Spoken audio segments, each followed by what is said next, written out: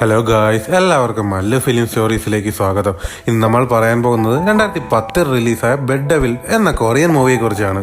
ഒരുപാട് ഡിസ്റ്റർബിംഗ് ആയ ഒരു മൂവിയാണിത്. അതുകൊണ്ട് മനസ്സിന് കട്ടിയുള്ളവർ മാത്രം ഈ സിനിമ കാണുക. അപ്പൊ നമുക്ക് മൂവിയിലേക്ക് കിടക്കാം. മൂവി തുടങ്ങുമ്പോൾ ആദ്യം കാണിക്കുന്നത് ഒരു പെൺകുട്ടിയെ രണ്ടുപേർ ചേർന്ന് ഉപദ്രവിക്കാൻ ശ്രമിക്കുന്നതാണ്. ആ പെൺകുട്ടിയാണട്ടെ അവിടെയുള്ള എല്ലാവരോടും തന്നെ രക്ഷിക്കണേ എന്ന് പറയും. എന്നാൽ ആരും തന്നെ അത് മൈൻഡ് ആക്കത്തില്ല. നായികയായ കിം ആവട്ടെ ഇതെല്ലാം കണ്ടുകൊണ്ട് കാറിലിരിക്കുന്നുണ്ട്.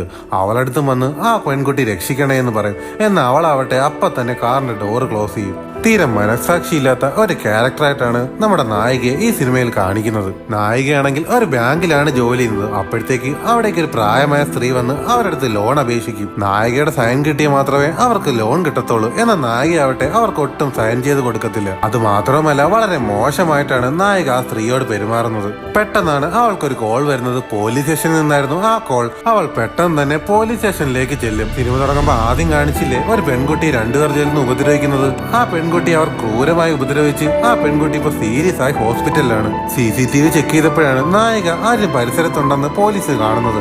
അതുകൊണ്ടാണ് അവളെ അങ്ങോട്ട് വിളിച്ചത്. എന്നാൽ അവളാകട്ടെ ഞാനൊന്നും കണ്ടില്ല, ഇവരെയൊന്നും എനിക്ക് അറിയത്തുമില്ല എന്നും പറഞ്ഞ് അവിടുന്ന് പോകും. തെളിവുകളൊന്നും ഇല്ലാത്തത് കൊണ്ട് തന്നെ ആ പ്രതികളെ പോലീസിന് വെറുതെ വിടേണ്ടി വന്നു. അത് മാത്രമല്ല, ആ പെൺകുട്ടിയുടെ അച്ഛനെ അവിടെ അവന്മാരെല്ലാരും കൂടി ചേർന്ന് ക്രൂരമായി ഉപദ്രവിക്കുന്നത് നായിക കാണുന്നുണ്ടായിരുന്നു. എന്നാൽ അവളാകട്ടെ ഇതൊന്നും മൈൻഡ് ചെയ്യാതെ തിരിച്ച് കാറിൽ കയറി അവളുടെ ഓഫീസിലേക്ക് വരും. ഓഫീസിലെത്തിയപ്പോഴേതാ നേരത്തെ ലോൺ ചോദിച്ചു വന്ന ആ പ്രായമായ സ്ത്രീയില്ലേ, അവർക്ക് ലോൺ കിട്ടിയിരിക്കുന്നു. അവളുടെ ഓഫീസിലെ വേറൊരു സ്റ്റാഫായ ഒരു പെൺകുട്ടിയാണ് അവർക്ക് ലോൺ കൊടുത്തത്. നായക അപ്പോ തന്നെ ഓഫീസിലെ മറ്റേ സ്റ്റാഫായ ആ പെൺകുട്ടിയോട് ചോദിക്കും, നീ എന്തിനാ അവർക്ക് ലോൺ കൊടുത്തത്? ഇത് കേട്ട് ആ പെൺകുട്ടി പറയും, എന്റെ ഒരു സൈൻ മാത്രം മതിയായിരുന്നു അവർക്ക് ലോൺ കിട്ടാൻ. ഇത് കേട്ട് നായിക പറയും, നീയും മാനേജറും തമ്മിൽ രഹസ്യമായി എന്തോ ബന്ധമുണ്ടെന്ന് എനിക്കറിയാം.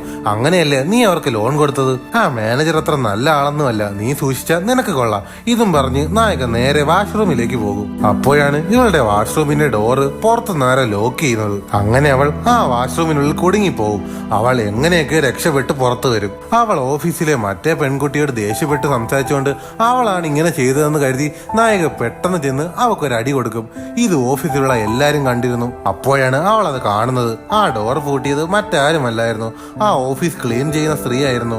അതിനകത്ത് ആരും ഇല്ലെന്ന് കരുതിയാണ് അവരത് പൂട്ടിയിട്ട് പോയത്. ഓഫീസിലെ സ്റ്റാഫിനെ അടിച്ചതിന്റെ പേരിൽ നായികയെ ഒരാഴ്ചത്തേക്ക് അവർ സസ്പെൻഡ് ചെയ്തു. അങ്ങനെ ജോലിയും പോയി, എല്ലാം പോയി. ആകെ സങ്കടപ്പെട്ട് നായിക നേരെ വീട്ടിലേക്ക് വരും.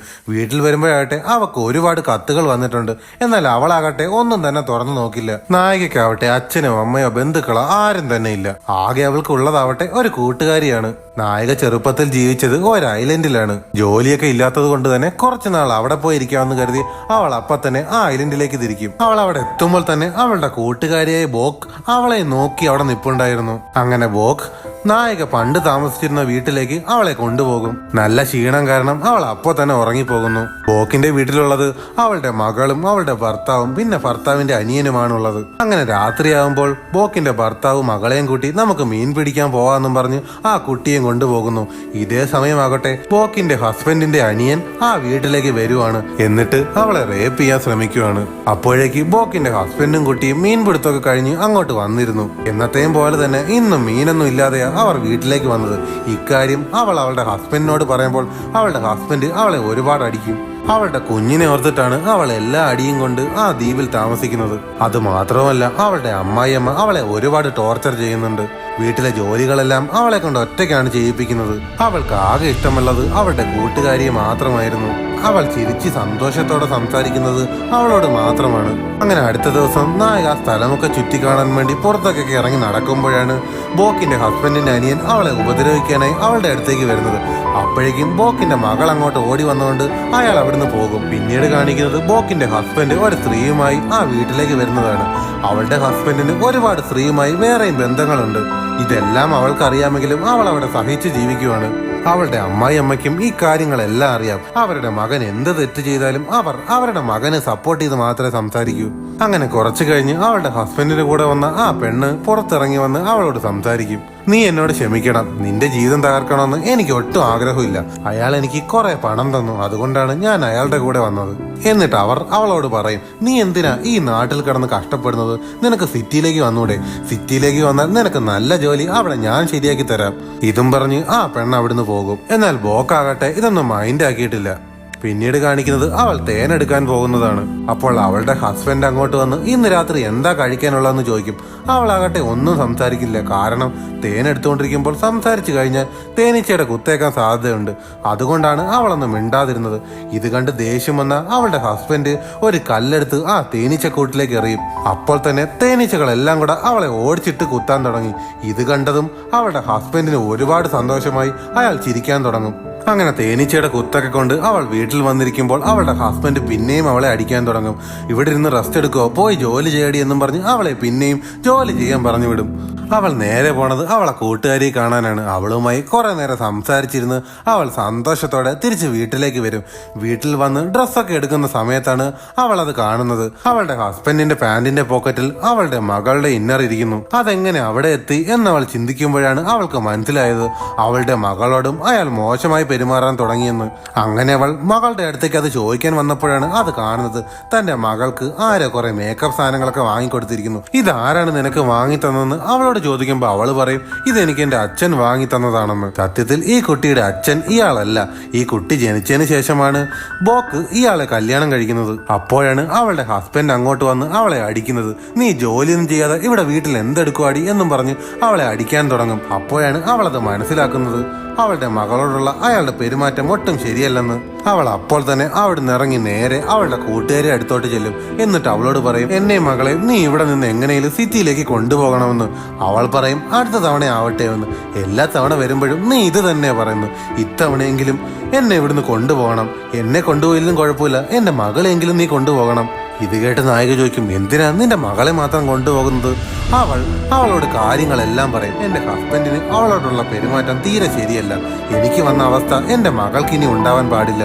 അതുകൊണ്ട് നീ എന്റെ മകളെയെങ്കിലും എങ്ങനെയെങ്കിലും ഇവിടുന്ന് രക്ഷിച്ചുകൊണ്ട് പോകണമെന്ന്. ഇത് കേട്ട് നായിക പറയും നീ ചുമ്മാ കള്ളം പറയാൻ നിൽക്കണ്ട. നിനക്ക് ഈ ദ്വീപിൽ നിന്ന് എങ്ങനെയെങ്കിലും രക്ഷപ്പെട്ടു പോകണമെന്ന് എനിക്കറിയാം. അതിന് നീ എന്തിനാണ് ഇങ്ങനെയുള്ള കള്ളങ്ങളൊക്കെ പറയുന്നതെന്ന്. ഇങ്ങനെയൊക്കെ കള്ളം പറയാൻ തുടങ്ങിയാൽ ഇനി ഒരിക്കലും ഞാൻ നിന്നോട് മിണ്ടില്ല എന്ന് നായിക പറയും. ഇത് കേട്ട് സങ്കടത്തോടെ ബോക്ക് അവിടുന്ന് പോകും. എന്നാൽ ഇവർ സംസാരിക്കുന്ന എല്ലാ കാര്യങ്ങളും അവിടെ ഒളിച്ചിരുന്നു കൊണ്ട് ആ നാട്ടിലുള്ള ഒരു പരദൂഷണം തള്ള എല്ലാം കേൾക്കുന്നുണ്ടായിരുന്നു.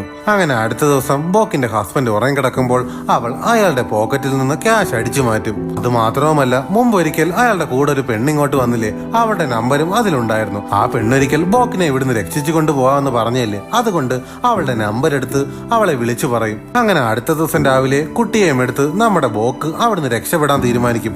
അപ്പോഴേക്കും മറ്റേ പെണ്ണ് ബോട്ടുമായി അവിടെ എത്തിയിരുന്നു.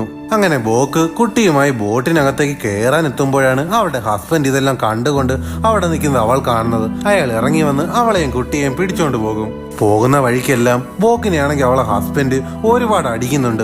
അവിടെയുള്ള നാട്ടുകാരെല്ലാരും അത് നോക്കി നിൽക്കുന്നിട്ടും ആരും അത് കാര്യമാക്കുന്നില്ല. എല്ലാരും പറയും അവൾക്ക് അങ്ങനെ തന്നെ വേണം, അവൾ എന്തിനാ ഇവിടുന്ന് രക്ഷപ്പെടാൻ ശ്രമിച്ചത്.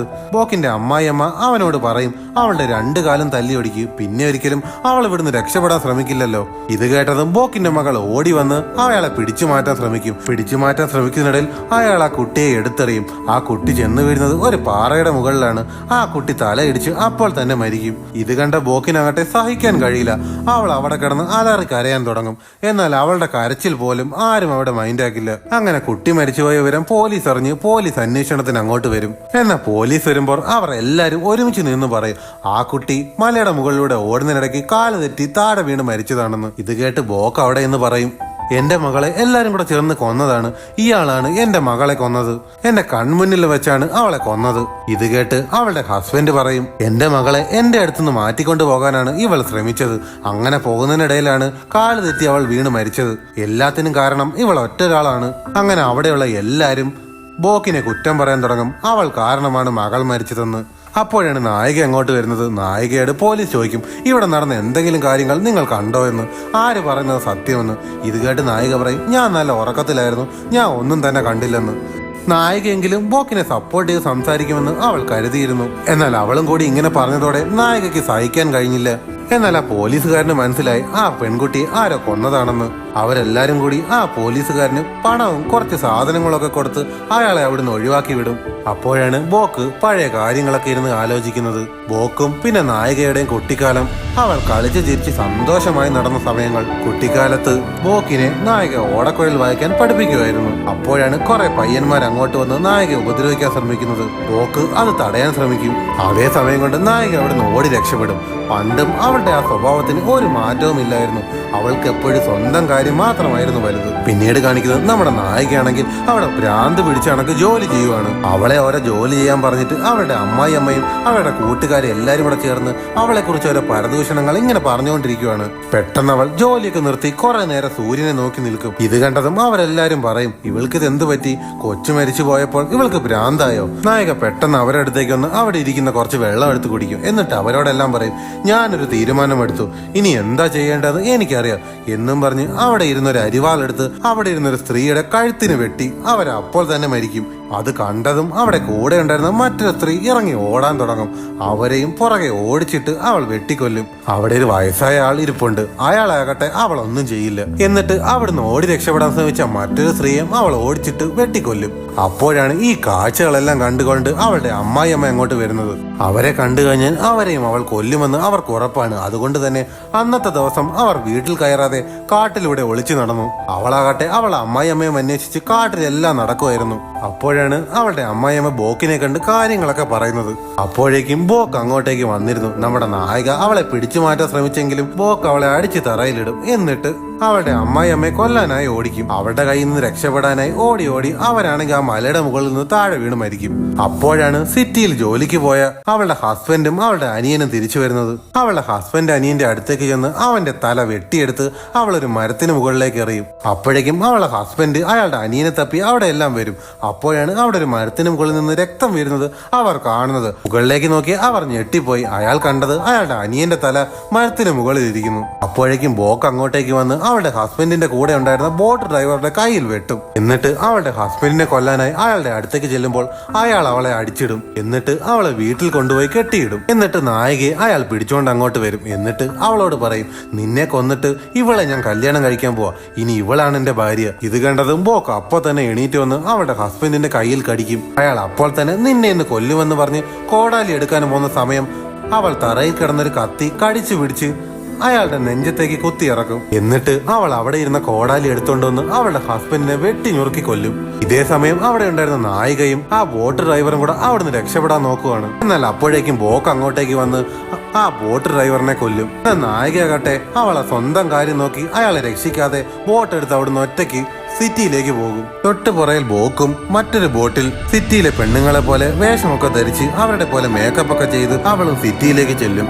ഇതേസമയം നായികയാവട്ടെ ആ ഐലൻഡിൽ നിന്ന് രക്ഷപ്പെട്ട് നേരെ ചെന്നത് പോലീസ് സ്റ്റേഷനിലേക്കാണ്. അപ്പോഴാണ് വേറൊരു ട്വിസ്റ്റ് അവിടെ കാണിക്കുന്നത്. ബോക്കിന്റെ ഹസ്ബൻഡ് ആ കുട്ടിയെ കൊല്ലുന്ന സമയം നമ്മുടെ നായിക ഇതെല്ലാം കണ്ടുകൊണ്ട് അവിടെ നിപ്പുണ്ടായിരുന്നു. അവൾ ഇതെല്ലാം കണ്ടിട്ടും അവൾ പോലീസിനോട് കള്ളം പറഞ്ഞു.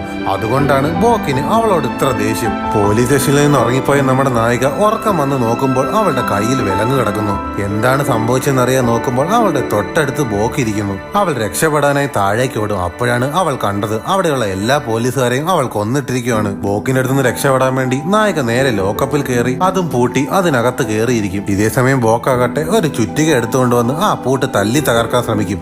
അപ്പോഴാണ് അവിടെ പരിക്ക് പറ്റി കിടന്നൊരു പോലീസുകാരൻ എഴുന്നേറ്റ് വന്ന് അവളെ വെടിവെക്കുന്നത്. വെടികൊണ്ടിട്ടും അവൾ ആ പോലീസുകാരനെ ചുറ്റിക വെച്ച് അടിച്ചു കൊല്ലും. എന്നിട്ട് ആ ലോക്കപ്പ് തകർത്ത് നേരെ നായികയെ കൊല്ലാനായി നായികയുടെ അടുത്തേക്ക് വരും. രക്ഷപ്പെടാൻ വേണ്ടി നായിക അവളുടെ കയ്യിലുണ്ടായിരുന്ന ഓടക്കുഴൽ ഒടിച്ച് അവളുടെ കഴുത്തിലേക്ക് കുത്തി കയറ്റും. എന്നാൽ ആ കുത്തു കൊണ്ടിട്ടും അവൾ മരിച്ചില്ല. എന്നാൽ ബോക്കാകട്ടെ പയ്യെ ചെന്ന് നമ്മുടെ നായികയുടെ മടിയിൽ കിടക്കും. എന്നിട്ട് ആ ഓടക്കുഴലെടുത്ത് അവളുടെ കയ്യിൽ കൊടുത്തിട്ട് നീ ഇത് വായിക്കാൻ പറയും. അങ്ങനെ അവൾ ഓടക്കുഴൽ വായിക്കുന്നത് കേട്ടുകൊണ്ട് അവളുടെ മടിയിൽ കിടന്ന് ബോക്ക് മരിക്കും. നമ്മുടെ നായികയ്ക്ക് അപ്പം മനസ്സിലാവും എല്ലാത്തിനും കാരണം അവൾ ഒറ്റൊരാളാണ്. അവളെ ആ ഐലൻഡിൽ നിന്ന് രക്ഷപ്പെട്ട് കൊണ്ടുപോയിരുന്നെങ്കിൽ അവൾക്ക് ഇങ്ങനെയൊന്നും സംഭവിക്കില്ലായിരുന്നു. അങ്ങനെ ഇതെല്ലാം സംഭവിച്ചതിനു ശേഷം നമ്മുടെ നായിക നേരെ പോകുന്നത് പോലീസ് സ്റ്റേഷനിലേക്കാണ്. എന്നിട്ട് സിനിമ തുടങ്ങുമ്പോൾ ആദ്യം കാണിക്കില്ലേ ഒരു പെൺകുട്ടിയെ കുറെ പേർ ചേർന്ന് ഉപദ്രവിക്കുന്നത്, അത് ചെയ്തത് അവർ 3 പേരുമാണെന്ന് പോലീസിനോട് അവൾ പറയുന്നു. അതിനുശേഷം അവൾ വീട്ടിലേക്ക് വന്ന് അവൾക്ക് പണ്ട് വന്ന കുറെ കത്തുകൾ അവൾ പൊട്ടിച്ച് വായിച്ചു നോക്കുമാണ്. അതിലെല്ലാം ബോക്കിന്റെ കത്തുകളായിരുന്നു. എന്നെ ഇവിടുന്ന് രക്ഷിച്ചു കൊണ്ടുപോ എന്നായിരുന്നു എല്ലാ കത്തിലും ഉണ്ടായിരുന്നത്. തന്റെ കൂട്ടുകാരി എന്നെങ്കിലും തന്നെ രക്ഷിക്കാൻ വരുമെന്ന് കരുതിയാണ് അവൾ ഇത്രയും കാലം ആ ഐലൻഡിൽ ജീവിച്ചത്. ഇത്രയും കാണിച്ചുകൊണ്ട് സിനിമ ഇവിടെ അവസാനിക്കുന്നു. സിനിമ എല്ലാവർക്കും ഇഷ്ടപ്പെട്ടെന്ന് കരുതുന്നു. ഇഷ്ടപ്പെട്ടാൽ ലൈക്ക് ചെയ്യുക, ഷെയർ ചെയ്യുക, സബ്സ്ക്രൈബ് ചെയ്യുക.